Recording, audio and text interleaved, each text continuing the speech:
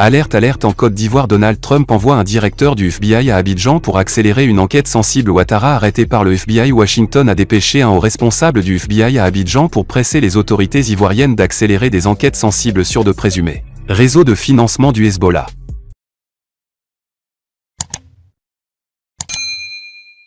L'État ivoirien, dans l'œil du cyclone du FBI. Les Libanais sur le territoire ivoirien soupçonnés de financer le Hezbollah. Trump dépêche une équipe du FBI en Côte d'Ivoire. Les Libanais vivant en Côte d'Ivoire sont soupçonnés de financer le Hezbollah libanais. Les transactions sont effectuées de la Côte d'Ivoire vers le Liban, selon l'État américain. Plusieurs traces de milliards de francs CFA ont été transférées vers le Liban.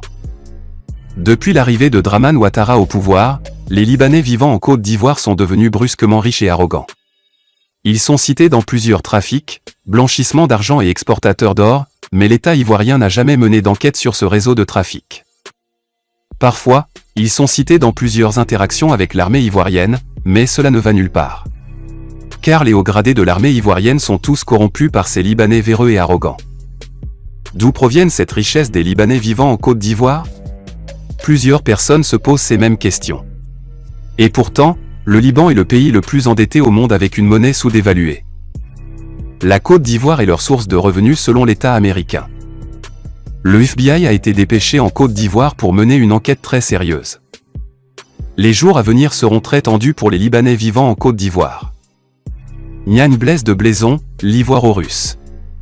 Digne fils panafricain. Alors que la nouvelle administration américaine semble vouloir se désengager du continent africain, la Côte d'Ivoire apparaît comme une exception régionale, attirant tant les capitaux que les militaires états-uniens. Le président Alassane Ouattara semble avoir pris acte avant ses homologues africains des bouleversements entraînés par le retour de Donald Trump à Washington, jouant à plein et avec succès la carte du rapport de force si chère à l'hôte de la Maison-Blanche.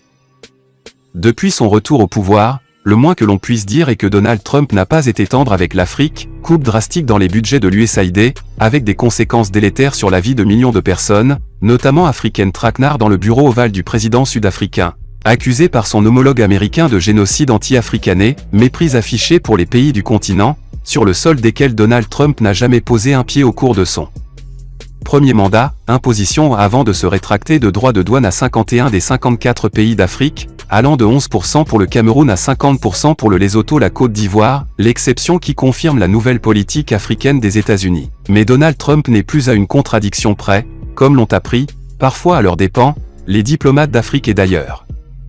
Le 14 mai dernier était ainsi signé, à Abidjan, une série d'accords entre la Côte d'Ivoire et des entreprises américaines.